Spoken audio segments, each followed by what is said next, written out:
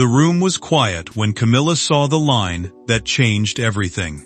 Not a rumor, not a misunderstanding. A new coronation protocol had placed Sophie ahead of her in a formal ceremonial order, and the shock was immediate. For a woman who believed her position had finally been secured, the discovery felt like a public wound delivered in private ink. Before we go deeper into what this really means for the royal family, make sure to subscribe so you don't miss a single update. Camilla did not blink at first. She held the file in both hands, reading the same sentence again as if the words might rearrange themselves if she stared long enough. They did not. The queen consort had been shown a revised coronation protocol file, a document laying out the planned order of movement, seating, and ceremonial rank for a future crowning moment. In plain terms, it confirmed that Sophie would stand ahead of her in one formal procession and sit above her in a connected order of precedence. That was not a small change. Inside the monarchy, where a chair, a step, or a doorway can speak louder than a speech, that line carried the force of judgment. Charles watched her face change before she said a word. He knew what coronation protocol meant beyond the page.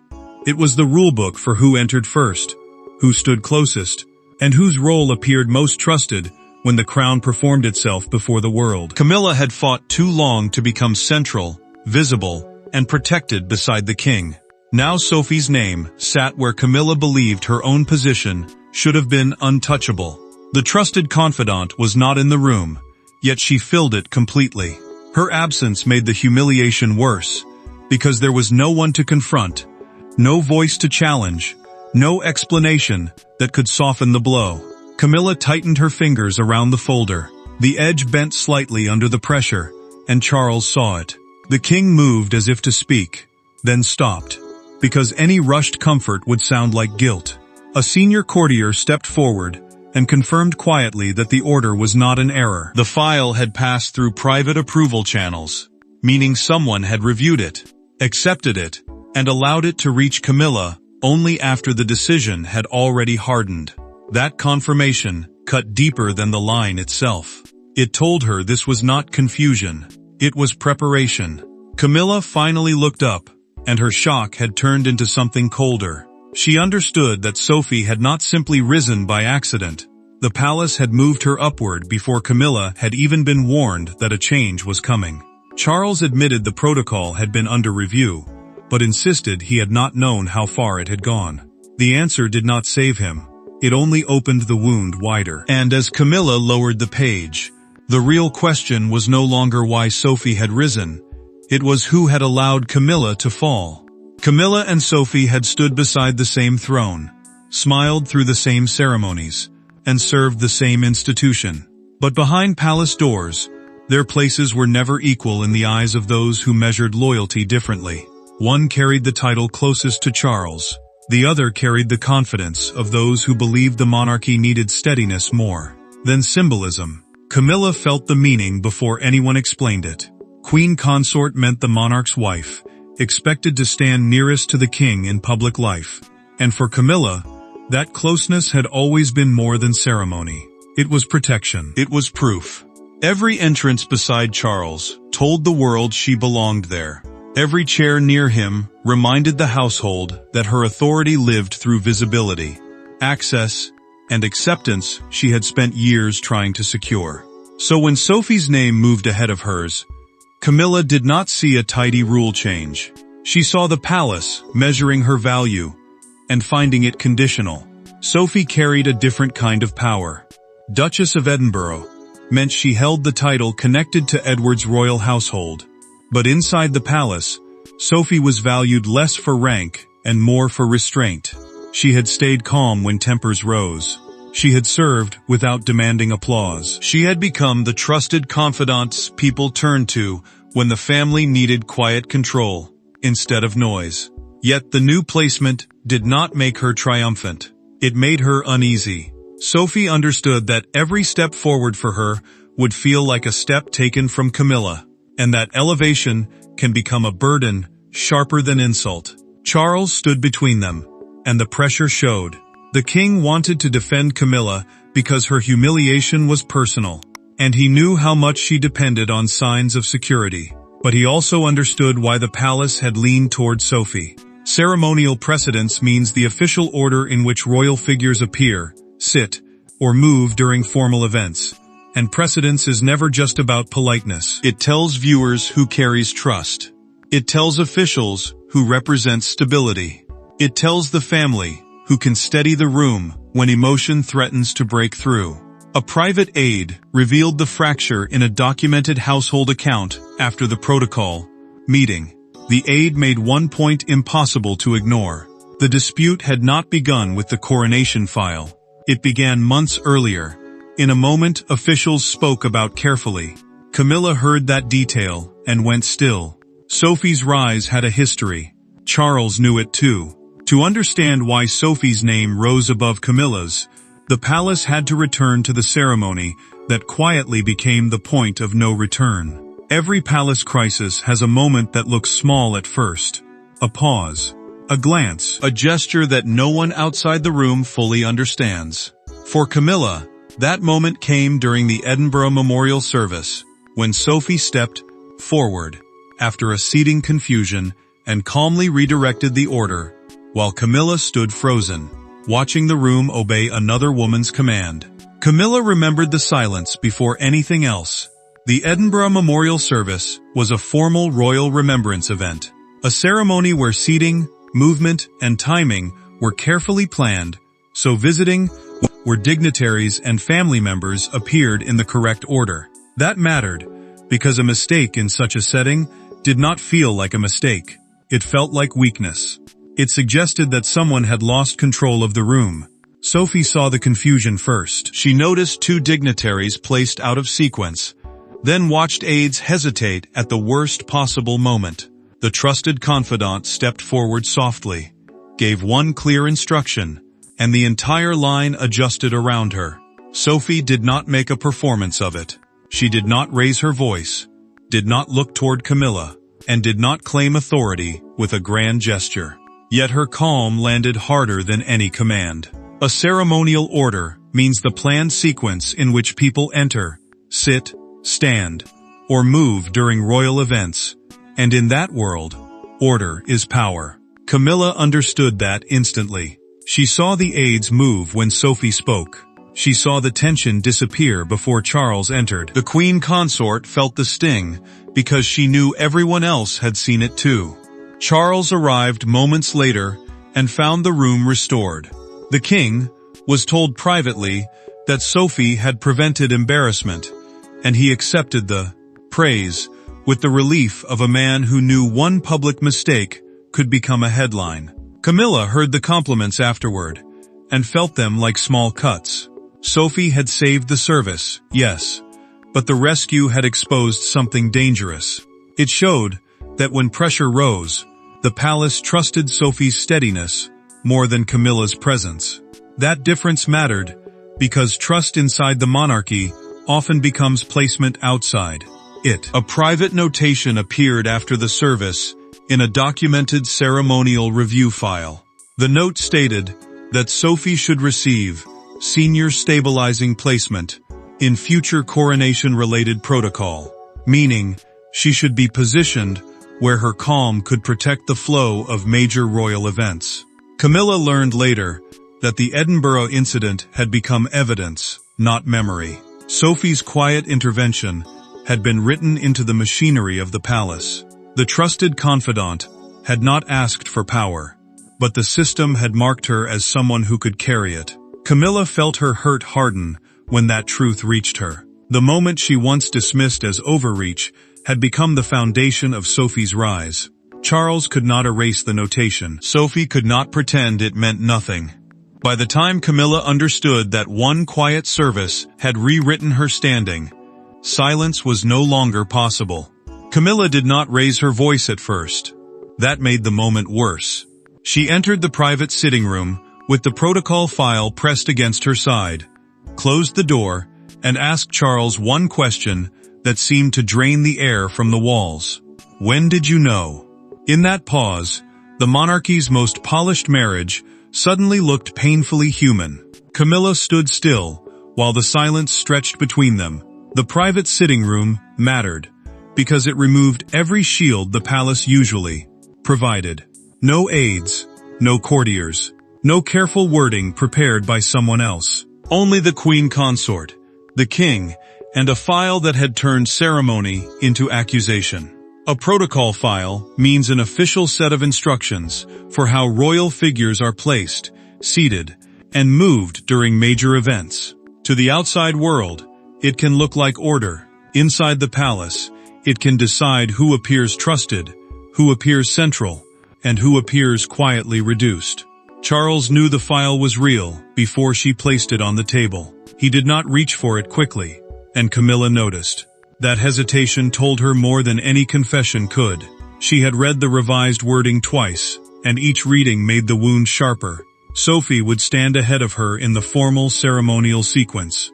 The trusted confidant would not merely be nearby, she would be placed before her. Camilla told Charles the decision made her look ornamental rather than essential, as though her title gave her jewels and visibility, but not unquestioned authority. The king lowered his eyes because he knew she was not wrong. Camilla pressed him harder. She wanted a defense, not comfort. Charles tried to explain that ceremonial detail often moved through review channels before becoming final, but the words sounded thin, even to him. Review channels are the private approval steps used by palace officials and advisors before a royal decision becomes official. That mattered because this change had not happened in a single careless moment. Someone had examined it. Someone had allowed it forward. Someone had decided Camilla could be told after the structure was already built around Sophie. Charles finally admitted he had been warned weeks earlier that Sophie's ceremonial role was being strengthened. He insisted he believed the matter would remain internal, a quiet planning adjustment, rather than a direct precedence change. Camilla heard the explanation, but she also heard the failure beneath it. The king had known enough to worry, but not enough to stop it. He had protected peace in the palace, and lost protection over his wife. Sophie's name, still absent from the room, pressed harder between them than any spoken insult. Camilla's shock turned colder. She no longer asked why the file existed. She asked who else had seen it. Charles looked up then, and the answer sat on his face before he could form the words. Camilla asked whether William had reviewed the protocol before she did, and the room seemed to close around them. The confrontation exposed Charles's hesitation, but the deeper force behind the decision was still hidden behind the machinery of royal authority. A palace does not move a name by accident. Every line of precedence carries fingerprints, even when no one signs loudly enough to be seen. Behind Sophie's sudden rise stood a quiet circle of officials, family voices, and constitutional caution, all converging on one brutal conclusion. The future image of the crown required Sophie's steadiness more than Camilla's sensitivity. Charles read the final wording in silence, and the senior courtier standing near the table saw the change in him before anyone else did. Coronation protocol means the official plan for how royal figures are positioned, seated, and presented during a crowning ceremony. And it matters because those placements become public messages. Senior household officers shape these plans. Constitutional advisors test them against royal duty. Ceremonial planners turn them into movement, and royal approval gives them weight. This time, those separate hands had formed one sharp result. Sophie would stand ahead of Camilla in a defined coronation sequence tied to family, representation, and ceremonial guardianship. A role meant to show who could steady the crown when the world was watching. Charles lowered the page and asked for the room to be cleared. The king did not shout. He did not argue. That made the moment feel heavier. The senior courtier later revealed, in a documented household memorandum, that Charles's bat's shoulders dropped before he spoke, as though he understood that the decision protected the monarchy while wounding his own home. Camilla's place beside him had always carried emotional meaning, because proximity to the monarch told the public she was central, accepted, and shielded. Sophie's new placement challenged that message with painful precision.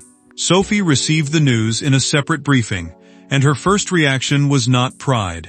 The trusted confidant looked down at the wording and asked whether Camilla had already been told. That question mattered.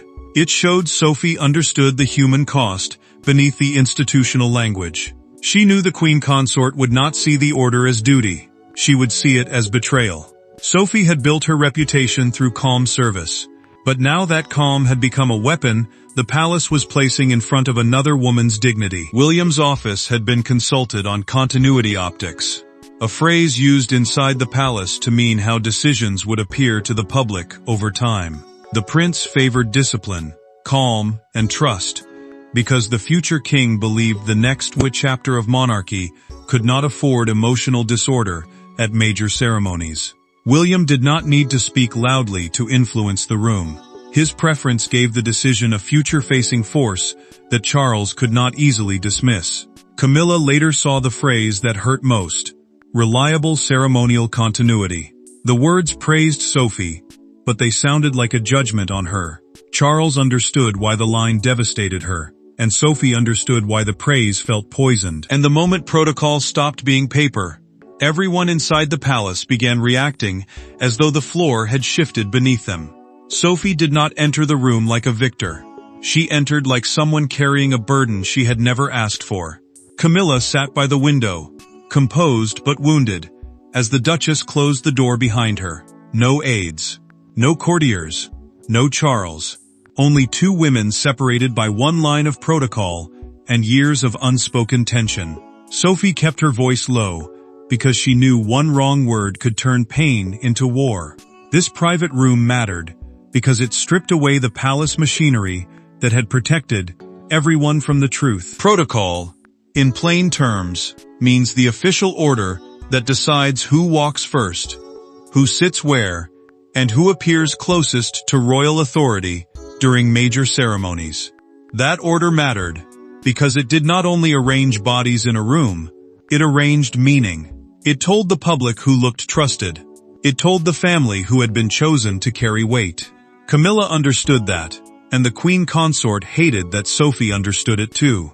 Camilla did not attack her at first. She asked whether Sophie had requested the elevated placement, and the trusted confidant answered quickly. No, she had not asked for it, had not pushed for it, and had not celebrated it. Sophie said the new role had been placed on her shoulders by people who believed the crown needed calm more than comfort. The crown, meaning the monarchy, as an institution, rather than one person, had made a choice that looked cold, because survival often does. Camilla listened, but her face stayed hard. She was not angry only because she had been outranked. She was angry because she had been surprised. Sophie revealed during that private conversation that she had considered refusing the placement. She admitted she had asked whether stepping back would spare Camilla public pain, but the answer given to her was brutal. Refusal would make the monarchy look divided. Refusal would turn a protocol change into a family fracture. Refusal would force Charles to choose in a way that could damage them all. Sophie said those words with quiet resolve, not pride. And for the first time, Camilla saw the burden behind the honor. Camilla felt the room shift inside her. Sophie was not the enemy. She was the visible face of a decision made elsewhere, by a palace trying to protect its future, and willing to wound the present to do it. That truth did not heal her. It did not remove the humiliation, but it changed the shape of the pain. The queen consort understood that attacking Sophie would only make the trusted confidant look stronger and make herself look smaller. Camilla finally gave the smallest answer. She would not publicly challenge the placement. Sophie accepted the words with care, knowing they were not forgiveness. They were restraint. That private restraint did not erase the humiliation, but it gave the palace just enough time to shape the story before the world seized it. By morning, the secret had escaped the palace walls. What began as a line in a ceremonial file became a national spectacle, splashed across breakfast tables and debated in studios with the intensity usually reserved for abdications and royal ruptures. The public did not see a seating order. They saw a symbol, and symbols are dangerous things.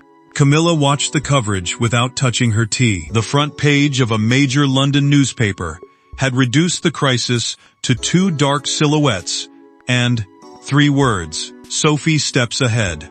That mattered because the palace had spent years trying to make Camilla's position look settled, dignified, and beyond dispute. A ceremonial file, in plain terms, is a written plan that decides how royal figures are placed, seated, and ordered during official events. Once that private plan reached the public, it stopped being administration. It became judgment.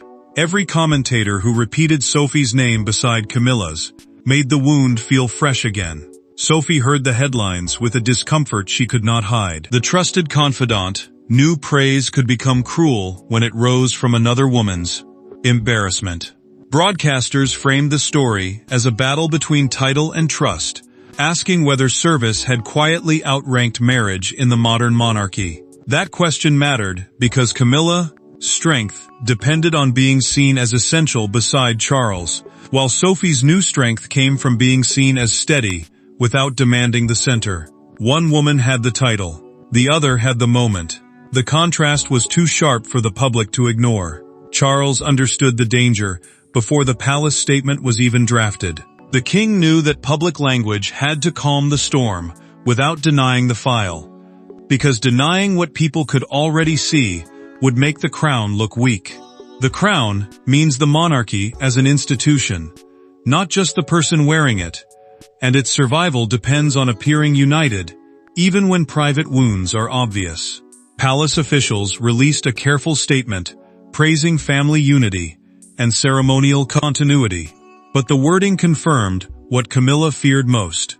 The protocol remained unchanged. A crowd gathered outside Buckingham Palace before noon. One handwritten sign cut through the noise. Duty has a new order. That single line captured the public mood better than any panel debate. People were not only reacting to Sophie's elevation, they were reacting to the idea that the monarchy had chosen calm service over emotional entitlement. Camilla saw that phrase repeated on screen and looked away. Sophie saw it too, and the trusted confidant felt the burden grow heavier, because admiration now carried consequence. Camilla knew the next appearance would decide everything. She could look wounded and feed the story, or she could look controlled and deny the palace the spectacle of her pain. Charles needed her strength. Sophie needed her restraint, and the queen consort understood that the world had chosen its symbol. But the final verdict would be written not in headlines. It would be written in how Camilla carried the wound. When Camilla finally appeared again, she did not look defeated. She looked altered. The smile was there, the posture remained, and the jewels still caught the light. But something had changed. The protocol had done what no argument could do. It showed her that rank inside the monarchy is not only given by title, it is preserved by trust. Camilla stepped into the formal palace reception, knowing every glance would search her face for weakness. A formal palace reception means an official royal gathering, where guests, family members, and senior figures meet under carefully arranged order, and that order matters, because it tells the room who is honored, who is trusted, and who must accept the new balance. Sophie stood in the same receiving line under the revised placement, calm and restrained, offering no sign of victory. The trusted confidant understood that triumph would have been cruel. She had gained position, but the gain had come wrapped in another woman's public pain. Sophie held herself with quiet discipline, and that restraint made the moment harder to attack. Camilla felt the sting of every pause, every polite greeting, every careful glance that moved from her to Sophie and back again. The queen consort understood what resentment would do if she showed it. It would confirm the palace's fear that she could not carry the change with dignity. So she chose control. Not because the wound had healed, not because she accepted the decision easily. She chose it because visible anger would make Sophie look steadier and make herself look smaller. Charles watched her from close enough to understand what others could not. The king saw the cost behind Camilla's composure, and he knew the protocol had taken something from her that no public reassurance could restore. Protocol, in simple terms, is the official order that decides how royal figures appear, move, and stand during major ceremonies. In this case, it had become more than a rule. It had become a verdict. Charles had tried to protect peace inside the institution, but the monarch now saw the limit of his protection at home. Sophie's rise revealed the truth the palace had tried to hide beneath polite language. The crown, meaning the monarchy as an institution rather than one person, had quietly redefined what kind of woman it wanted closest to its future. It did not choose emotion. It did not choose entitlement.